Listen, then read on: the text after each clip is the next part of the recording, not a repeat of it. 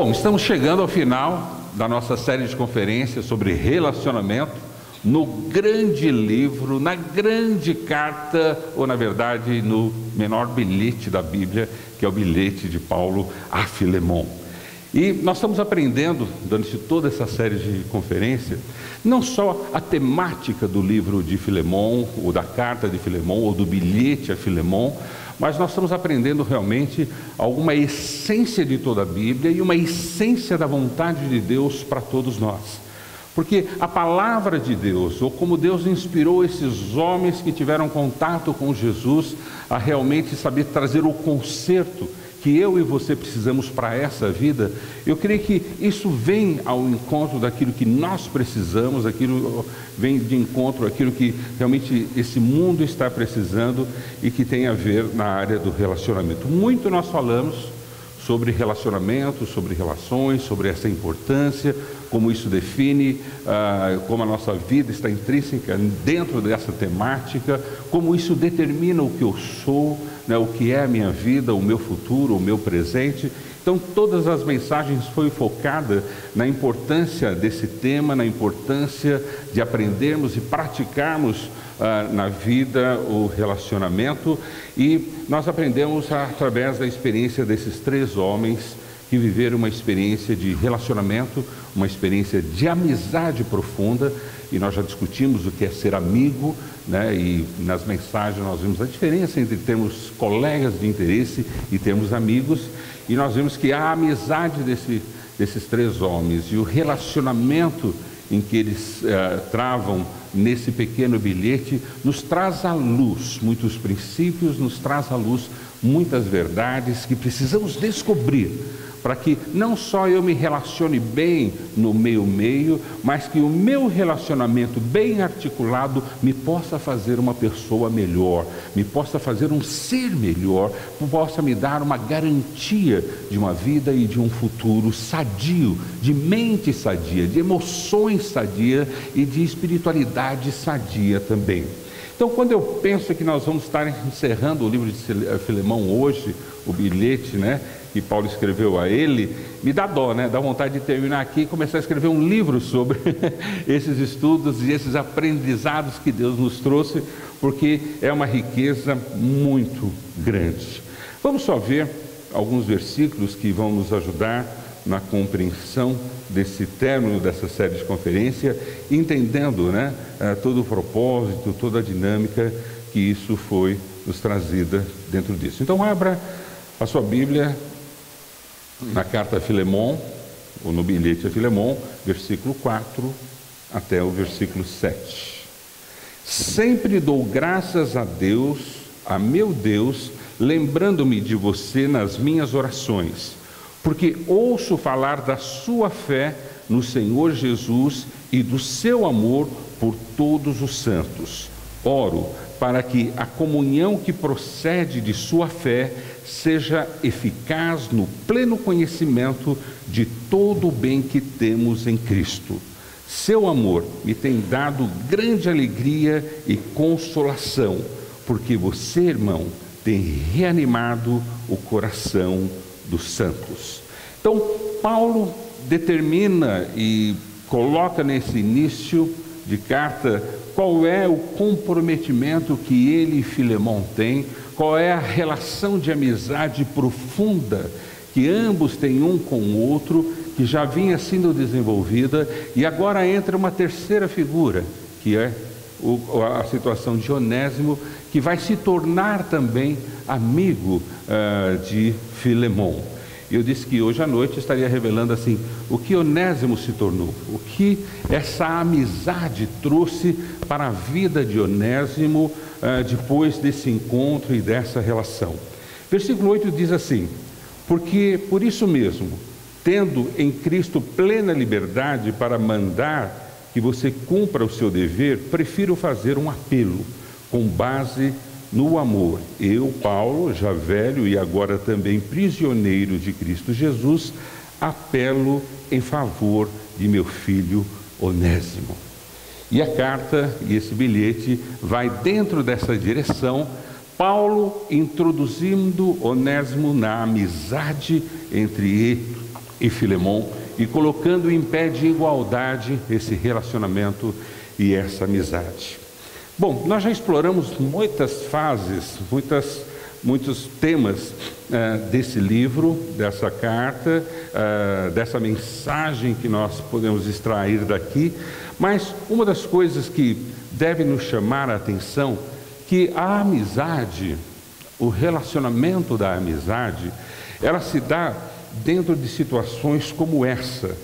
Irmãos que compartilham o mesmo coração, a mesma intenção, o mesmo desejo em Cristo Jesus, e isso faz que sejam cooperadores mútuos, suportando, sustentando, ajudando, animando um ao outro. E não só isso determina a amizade dessas pessoas, mas quando ambos buscam fazer outros amigos como outros onésimos para incluir nessa amizade. Então, a amizade genuína, ela não fica fechada ou exclusiva somente entre os relacionamentos de duas pessoas, mas o fruto dela é levar a uma evolução, a um crescimento que outras pessoas possam ser agregadas e trazidas para a nossa amizade. E é interessante que quando você vê em todo o Novo Testamento, no Velho Testamento por uma perspectiva e no Novo Testamento uma outra perspectiva, você vê que a grande temática de Deus não é criar uma religião, não é criar um grupo de doutrinas. A grande temática de Deus é criar um relacionamento conosco, é nos fazer se relacionar com Ele agora através de Jesus Cristo, da nossa experiência em Cristo, mas tudo tem a ver em se relacionar. Quando você pega as cartas de Paulo, ou pega os livros do Novo Testamento, você vai perceber, tirando os evangelhos, que há sempre um conflito relacional. Há sempre um conflito em relações ali presente. E a carta vai como uma advertência, a carta vai como uma orientação, a carta vai como uma ajuda para ajudar o relacionamento entre as pessoas, para que as pessoas possam entender que o cristianismo é um cristianismo de relacionamento.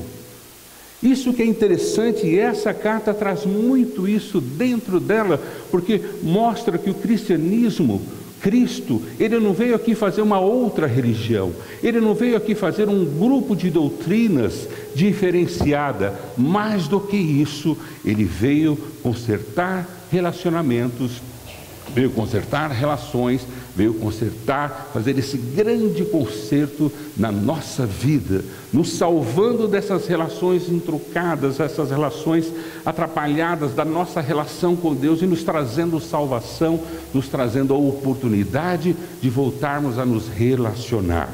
Então, quando você vai através do Novo Testamento, isso é muito evidente, isso é muito claro, porque ali você vê situações em que há problema entre judeus e gentios, há problema entre discriminação de pessoas, de idades, de jovens, de criança e de mulher, e ali tudo é trabalhado em buscar um relacionamento diferenciado, um relacionamento novo. Hoje, quando nós olhamos e escutamos as mensagens evangélicas, ou dos evangélicos, ou aqueles que têm voz ou expressão no meio da comunicação, há muito uma preocupação apologética, há muito uma preocupação de defender doutrinas, de defender um corpo doutrinário, de ideias e princípios e fundamentos, como se isso fosse a essência e a verdade do cristianismo, enquanto não é. A essência do cristianismo é nos ajudar. Como posso me relacionar com o diferente, com o estranho? Como eu posso trazer o estranho, o diferente nos nossos relacionamentos, para que não só ele seja aprimorado, mas que ele também nos ajude a aprimorar o nosso relacionamento? A carta era em favor de Onésimo, as preocupações entre Paulo e Filemão eram em favor de Onésimo, mas Onésimo veio fazer um favor a ambos, desenvolvendo uma amizade e um relacionamento mais profundo e melhor, fazendo com que barreiras fossem quebradas, fazendo com que estruturas fossem desmoronadas através da introdução de Onésimo nesse relacionamento. Como vocês já sabem, Onésimo era um escravo. E não era qualquer escravo, era um escravo fugitivo. E não era só isso, era um escravo que, além de fugir, se esconder e tal, ele trouxe vergonha ao seu senhor Filemon, ele trouxe um problema seríssimo social ao seu empregador, não só financeiro, mas social, porque aquilo poderia criar um tumulto entre os escravos. E em Roma e nas demais cidades ali da Grécia, o número de escravos eram maiores do que a população nativa. Então você imagine, o Brasil, nós já vivemos uma experiência dessa até o século XVII, início do século XVIII, antes da abolição dos escravos no Brasil, existia mais pessoas escravas do que cidadãos livres brasileiros. Naquela época não era diferente. Existiam mais escravos em Roma do que os romanos, existiam mais escravos na Grécia ou ali do que os próprios nativos ali. E se esse pessoal faz um movimento, faz um levante, cria um grande conflito, um grande problema social. Então, veja, Onésimo era um problema. A situação de Onésimo, a relação de Onésimo era uma situação crítica que precisaria ser resolvida.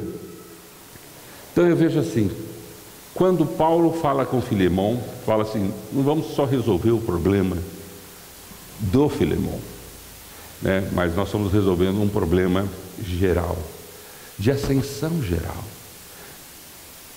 Veja, antes o Senhor não se relacionava com o escravo ou com o fugitivo.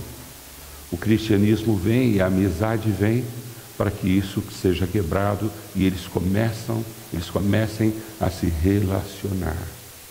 Um escravo como Filemon, se não fosse morto pelo que ele fez, ou chicoteado, ou feito qualquer coisa assim, uma das coisas muito comuns que eles faziam naquela época era marcar com ferro quente na testa um F, de fugitivo, né? A palavra, ela tem essa mesma letra inicial, de F.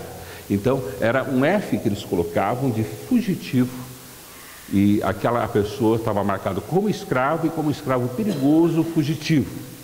Agora imagine essa amizade, como traz a ascensão à vida de Onésimo, como essa amizade aprimora Filemon em termos do que ele pensa que é status, em termos do que ele pensa o que é social, o que ele pensa o que é aceitável. Filemon precisou quebrar uma série de barreiras para entender que, ao receber Onésimo, ele estava demolindo toda aquilo que ele cria, aquilo que ele vivia, o que a sociedade esperava que ele fizesse, e recebesse Onésimo como tal.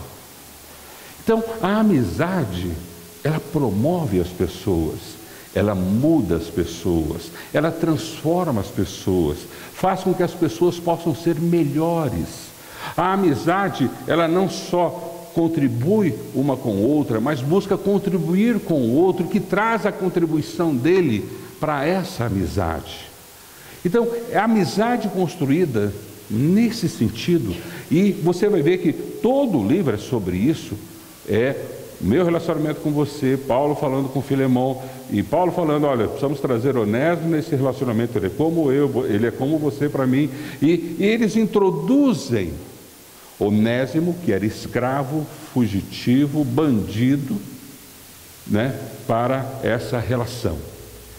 Por um lado, Filemon precisou quebrar os seus preconceitos, precisou quebrar o preconceito social, de aceitar um escravo, de aceitar uma pessoa diferente, aceitar uma pessoa de condição diferente, e não só isso, um corrupto, uma pessoa que roubou. Então, quer dizer, Filemon precisou quebrar muitas barreiras para aceitar o diferente na sua amizade. Paulo precisou expor os seus valores e expor o grau de relação, de importância que Filemon tinha em favor de Onésimo. Paulo sabia que ele poderia talvez perder Filemon como amigo, poderia se expor e ter uma situação perigosa nessa situação em que ele está introduzindo. Mas quando você é amigo, você se arrisca, você se dá, você faz, você muda os seus conceitos como Filemon, você desconfigura aquilo que a sociedade coloca na sua mente, aqueles parâmetros de certo e errado. A igreja deve ser um local, e a nossa vida deve ser um local em que nós possamos ser hospitaleiros, receber as pessoas, para tratar as pessoas e ser tratados pelas pessoas. E a relação de amizade, que nós enxergamos claramente nesse bilhete a Filemon, está em todo o Novo Testamento. E quando eu aprendo isso, de que a amizade, ela promove mudanças em nossas vidas, não só aquele que está sendo introduzido à amizade, mas aqueles que estão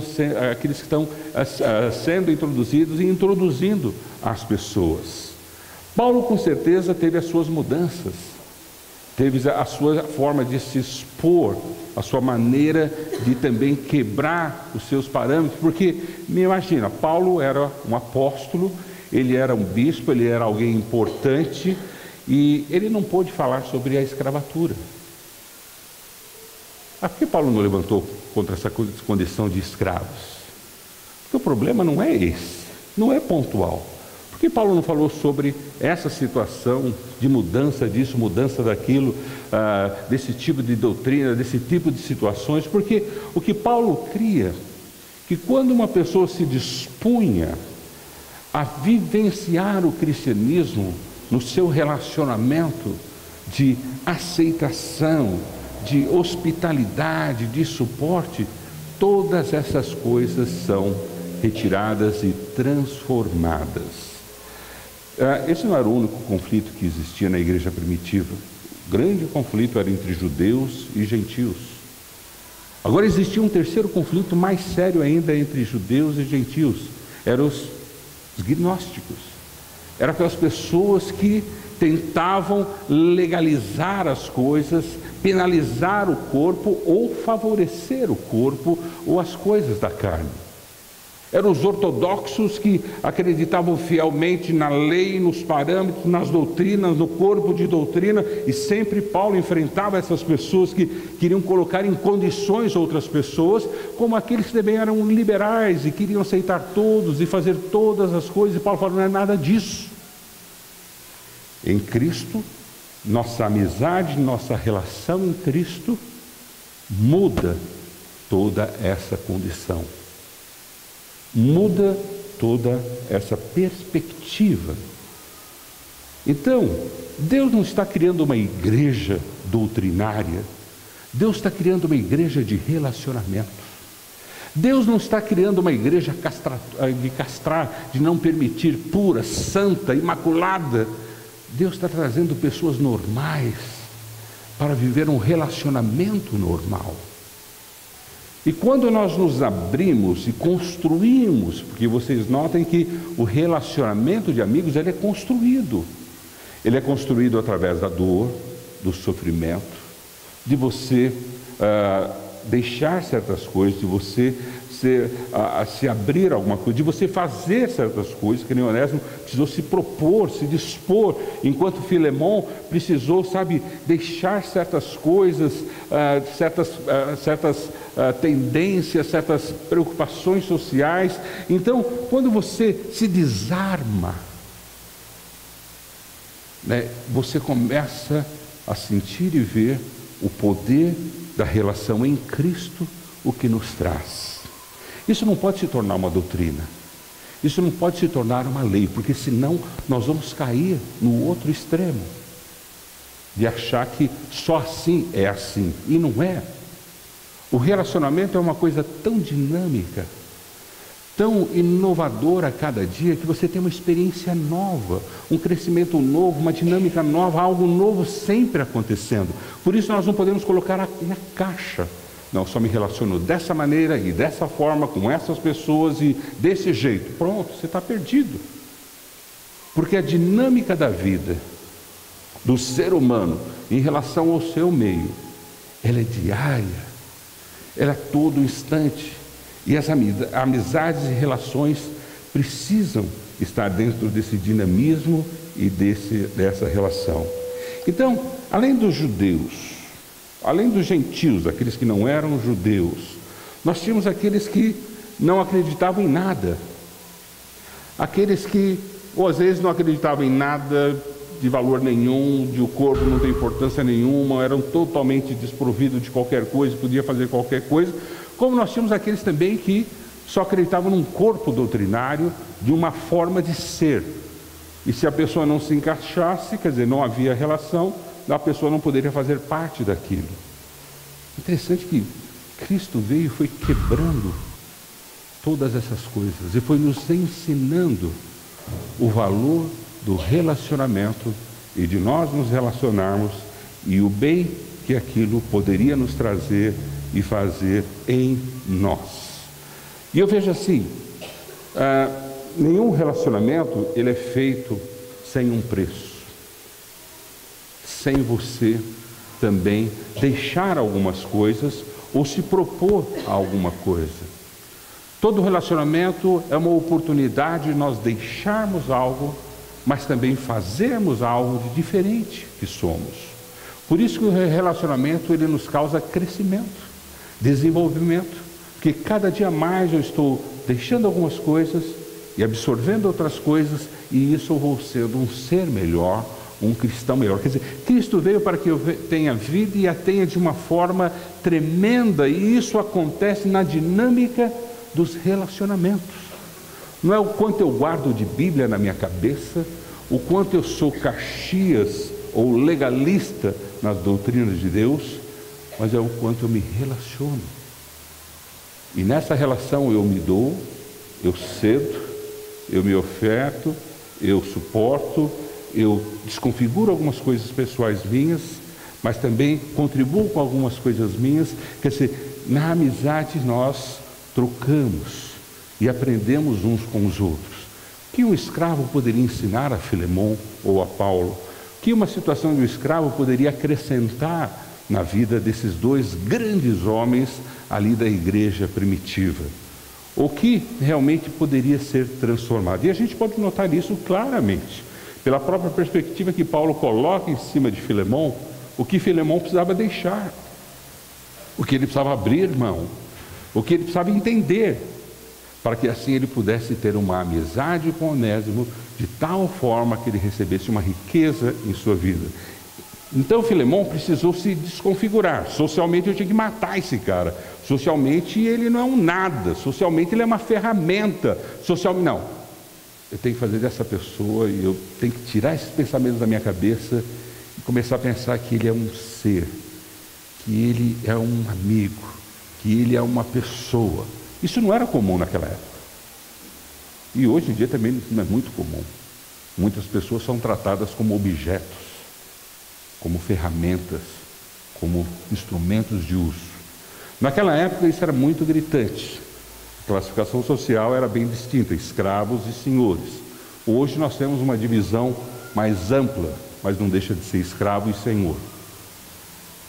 Então, quando nós somos cristãos, nós quebramos esses paradigmas sociais e começamos a nos relacionar com os diferentes sociais, com os diferentes raciais, com os diferentes econômicos, com os diferentes da forma de pensar, da forma de agir, e nós começamos a ser uma igreja rica, em que nós nos agregamos e contribuímos e somos contribuídos com os dons e talentos que as pessoas trazem. E em Cristo, e só em Cristo, essas coisas podem acontecer. Não vai ser políticas, não vai ser um corpo doutrinário restrito e fechado, não vai ser nada disso que vai produzir essas coisas em nós.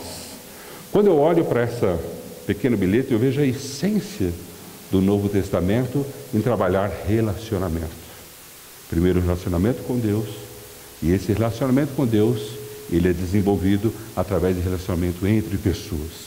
Você pode falar, olha, meu relacionamento com Deus está jóia, está ótimo. Eu tenho dificuldade com as pessoas, então não está jóia, está ótimo, porque a relação com Deus deve me fazer relacionar com as pessoas. Que tipo de pessoas? Com as mais diversas pessoas, com as pessoas mais diferentes possíveis, com todo tipo de pessoas, porque nós temos o que contribuir e elas têm o que contribuir, e em Cristo nós nos fazemos um ser melhor, pessoas melhores, uma humanidade melhor. Isso não se resolve com um corpo doutrinário fechado e restrito. Isso não se resolve com políticas sociais. Isso não se resolve com ascensão, com educação. Isso se resolve com uma disposição e entender que a minha vida é importante não só para mim, para o outro, e a vida do outro é importante para a minha vida. E quando eu começo a abrir a minha vida e contribuir a minha vida com o outro e permitir que o outro contribua a vida dele comigo, eu cresço com isso, eu me desenvolvo com isso, eu me torno um ser melhor do que eu sou hoje. O cristianismo nos ensina, nos educa a nós nos relacionarmos, a nós entendermos o valor do relacionamento. O que virou Onésimo? O que se tornou Onésimo? A história conta, porque nós estamos falando de um período, anos 60, 70, da era cristã. A gente conta que outros pais da igreja que não tiveram diretamente ligado a Jesus, porque vamos supor que nem um dos princípios da formação da nossa Bíblia é que essas pessoas de alguma forma tivessem algum contato direto com Jesus ou com aqueles que diretamente conviveram com Jesus, que nem Lucas foi uma pessoa que conviveu com Paulo, viajou com Paulo, mas ele não se encontrou, mas ele esteve lado a lado com Paulo. E a maioria deles foram pessoas que foram discípulos de Jesus, andaram com Jesus, aprenderam com Jesus. Mas, posterior a isso, houve uma outra geração de pessoas que não tiveram esse privilégio, e eram pessoas que conviveram com pessoas que conviveram com Jesus. E dentro dessa história da igreja, que nós chamamos os pais da igreja, nós temos um dos primeiros mártires cristãos, assim, de prestígio e de importância, que era um bispo chamado Inácio. E esse Inácio, ele não foi, ele não era uma pessoa ligada direta a Jesus, ele veio a se converter posteriormente, 50 anos depois dessa experiência, e ele escreve uma carta, escreve relatos, e não só ele, mas outras pessoas também, outros historiadores, que contam a experiência de Onésimo. E fala assim, porque esse é o único bilhete pessoal que nós temos na Bíblia. Então esse bispo, ele relata assim, o porquê nós temos o bilhete de Onésimo. Você não tem nenhum outro bilhete no Novo Testamento, só esse bilhete, e é bilhete pessoal. As outras cartas, elas não são pessoais, tirando as cartas pastorais, de 1 Timóteo, para Tito, nós não temos cartas pessoais. E bilhete, esse é o único. Carta pessoal, então você tem Timóteo, você tem Tito, mas bilhete é só para Filemão. Por que esse bilhete foi preservado? Por que esse bilhete foi guardado? Por que esse bilhete foi colocado aqui para nós? Sabe por quê? Então, esse bispo Inácio, 50 anos depois desses fatos, já escrevendo o que já havia se escrito, se conhecido, e outros escritores também da época, relatam que Onésimo, ele veio a se tornar um dos bispos da igreja cristã. E que foi Onésimo que preservou esse bilhete. Se eu tivesse um bilhete de Paulo, eu também guardaria. Eu não sei você, mas se eu tivesse um bilhete de Paulo, brincadeira, né? Eu guardaria. Eu tenho alguns convites e bilhetes, alguma coisa assim, que eu guardo. O bilhetinho da Ieda, quando a gente começou a namorar, ou de algum convite especial. Quer dizer, tem algumas coisas que a gente guarda, porque você fala, nunca mais quero esquecer desse momento da minha vida. Esse momento que transformou.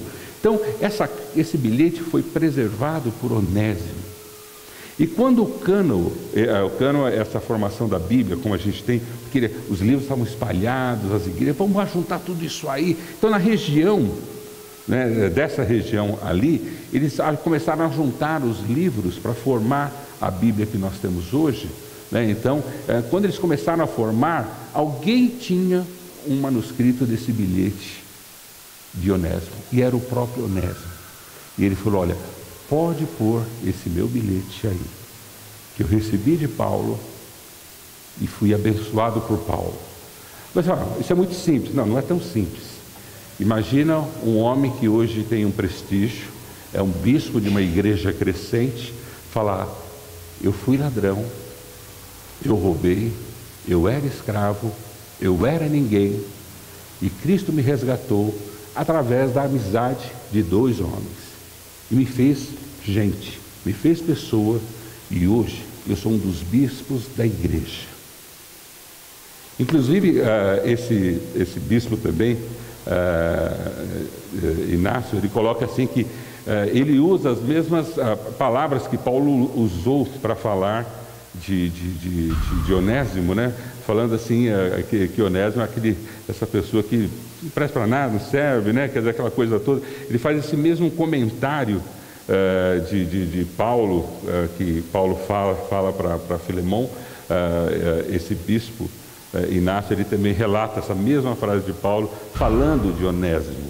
Então, nós temos alguns relatos na história geral da igreja, do cristianismo, e de outros pais da igreja, que relatam que Onésimo se tornou, então, um bispo da igreja de Éfeso, e ele foi um bispo influente, e foi da parte dele a contribuição para que o testemunho da vida dele pudesse estar presente, dentro do nosso Novo Testamento. Então, você imagina, um homem que hoje é considerado um homem santo, um líder da igreja, e que isso aconteceu na vida dele, um homem livre, isso aconteceu na vida dele, porque 2 homens que tinham uma amizade tremenda, compartilharam a sua amizade em relação a esse indivíduo que não era ninguém.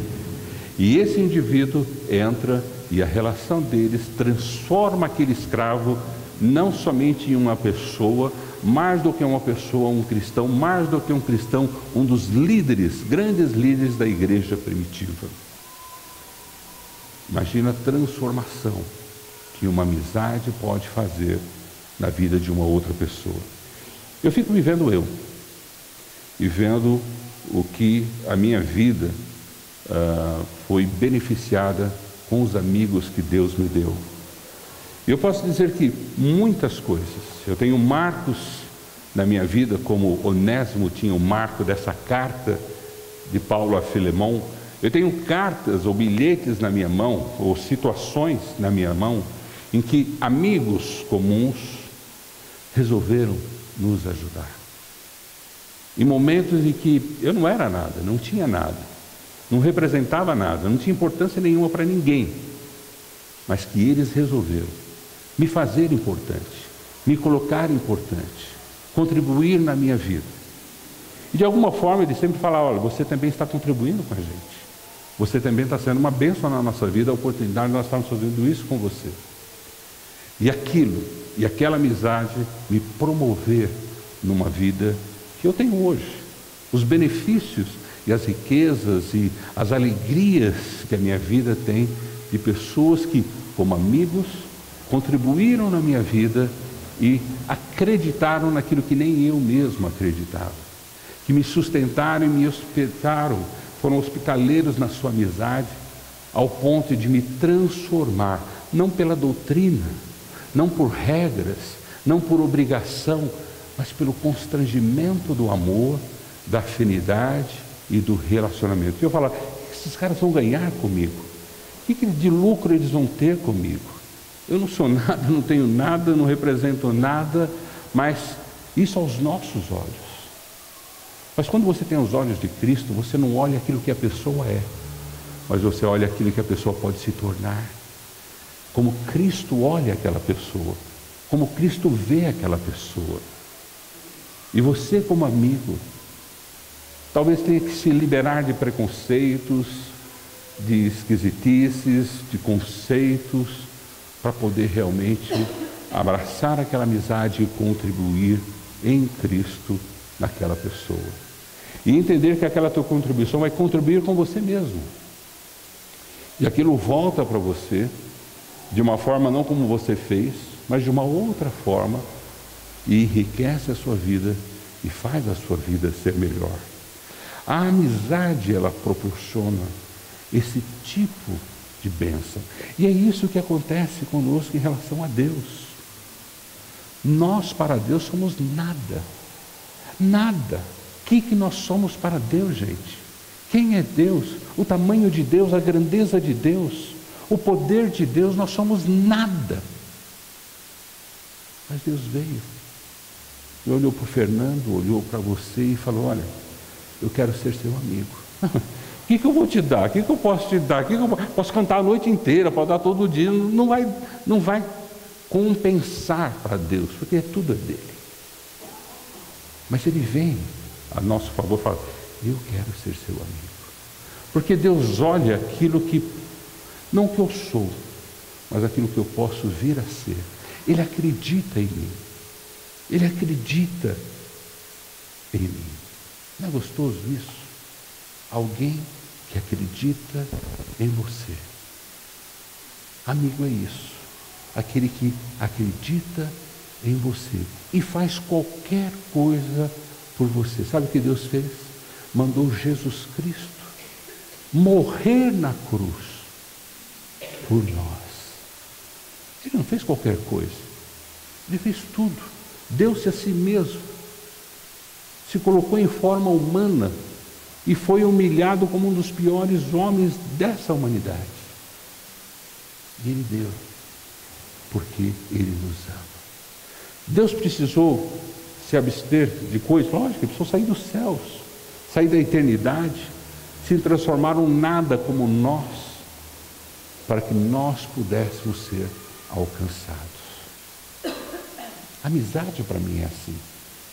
Relacionamento é assim. É um relacionamento de comprometimento. E isso, como Paulo coloca naqueles versículos de 4 a 7, vem pelo nosso conhecimento de Cristo. Não é pelo corpo doutrinário que nós temos. Jesus não veio fazer um corpo doutrinário. Ele veio arrumar relacionamentos. Veio transformar vidas. Veio promover vidas. Quer ver, quando você pensa numa pessoa diferente, pensa numa pessoa diferente de você. A primeira reação é você, eu não quero nem saber. Aquela pessoa é diferente na nossa opção sexual, aquela pessoa é diferente na nossa opção de gosto, aquela pessoa tem uma opção. Quer dizer, a primeira reação nossa é distanciar-se dos diferentes. Se Deus fosse fazer isso, a gente estava perdido.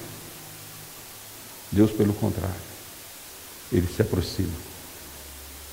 Não porque Ele vai mudar tudo que você é, mas Ele tem algo para contribuir com você e melhorar a sua vida e transformar você nas suas relações e aprimorar as suas relações. Pode ver que o maior problema que você tem, as maiores dificuldades que você tem na sua vida, está na área de relacionamento. É por causa de relacionamento. Os traumas, os maiores traumas que nós temos na nossa vida, é por causa de relacionamentos. Por isso que eu preciso em Cristo aprimorar essa minha habilidade de ser cristão, não fazer parte de uma religião cristã, mas de ser cristão, de aprimorar os meus relacionamentos em Cristo. E ser esse tipo de pessoa espontânea, esse tipo de pessoa que dá o suporte, que reanima, que dá amor, que dá alegria, consolação a outras pessoas. Porque eu fazendo isso, eu já estou me quebrando a mim mesmo, me dispondo a um tipo de vida diferente, estou trazendo benefício para alguém, que eu acredito, talvez até num primeiro momento, que é um zero à esquerda, mas que na verdade não é. Que depois essa riqueza, ela vai contribuir com a nossa vida. O grande momento bonito de Onésimo é essa história, depois de alguns anos na sua vida, e que nós temos registradas, então, em alguns livros dos pais da igreja, em que eles relatam Onésimo como sendo um dos grandes bispos fabulosos da sua geração, o bispo de Éfeso. E relata como sendo um homem muito humilde, consciente da sua situação, mesmo agora sendo um grande homem, um homem de poder e de virtude e de riqueza, mas que agora ele está numa condição, e ele faz questão de nos compartilhar conosco essa experiência. Então, na verdade, Onésimo que contribuiu conosco para que nós tivéssemos acesso a esse bilhete, para que esse bilhete pudesse nos chamar a atenção sobre os nossos relacionamentos, sobre as nossas amizades e como nós estamos tratando essas amizades. Que Deus possa nos ajudar a entender que o cristianismo não é um corpo doutrinário. Que Deus possa nos ajudar que o cristianismo não é uma religião, não é um idealismo, não é eu ser quadrado, fechado, ser ortodoxo no sentido eu creio nisso, estou fechado nisso e quanto mais eu creio, não. O cristianismo é uma relação aberta de vindas e idas, de contribuição para me tornar um ser melhor. As pessoas achavam estranho porque Jesus se relacionava com crianças. As pessoas achavam estranho porque Jesus se relacionava com mulher, com doentes, com pessoas estranhas, pessoas diferentes. E ele falou, para que eu vim nesse mundo? Para me relacionar. Quando você se relaciona com o igual, você não é nada. Você não contribui com nada e não recebe contribuição de nada. Mas quando você busca contribuir com aqueles que são diferentes e precisam dos seus valores, aí sim. A igreja de Jesus Cristo é essa igreja que recebe todos, sem discriminação de nada. A nossa igreja não pode ter discriminação social, ela não pode ter discriminação de gênero, a nossa igreja não pode ter discriminação de nada, de cor, de raças. Nós temos que ser uma igreja que recebe, porque todos nós temos algo a contribuir, todos nós temos algo a nos beneficiar nesse relacionamento em que Cristo nos proporciona, nesse conhecimento de Cristo que Ele nos aprimora nas nossas relações. Paulo era amigo de escravos, Paulo era amigo de outras raças, Paulo era amigo de homens, de mulheres, de crianças, e isso não era convencional e nem comum, mas é isso que o cristianismo produz em nós. Eu vejo como muito infeliz, às vezes, algumas pessoas que se levantam para se posicionar dentro de uma doutrina cristã. Cristo não precisa de advogado, nem as doutrinas ou os ensinamentos bíblicos precisam de defensores.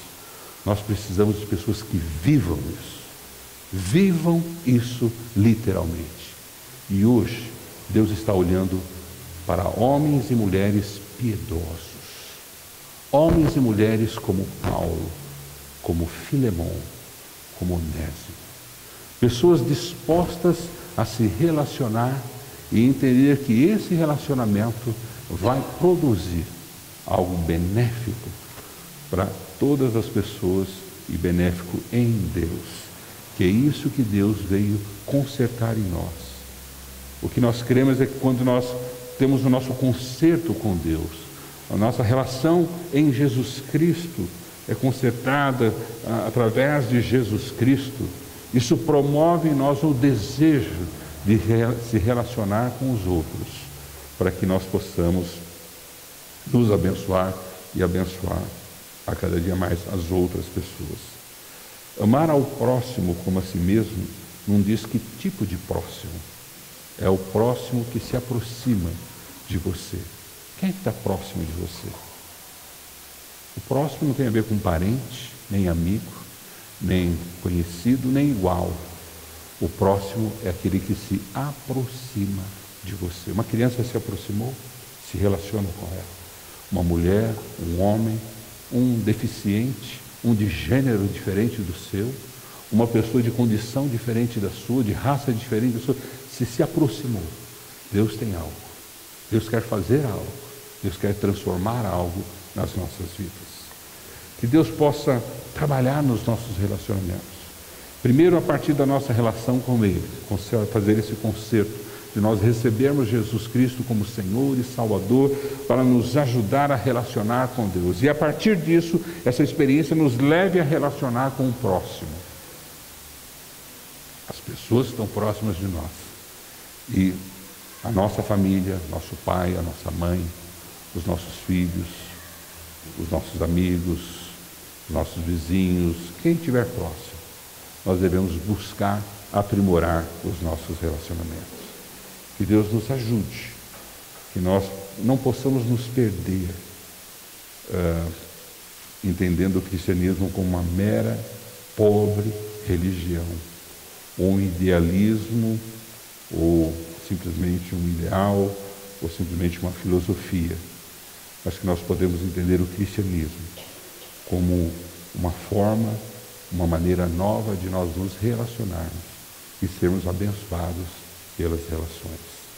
Quando a gente vê a história do filho pródigo, né, do pai, do filho, né, você vê ali a experiência de relacionamento, né? Quando você vê ali situações diversas na Bíblia, sempre relacionamento está presente.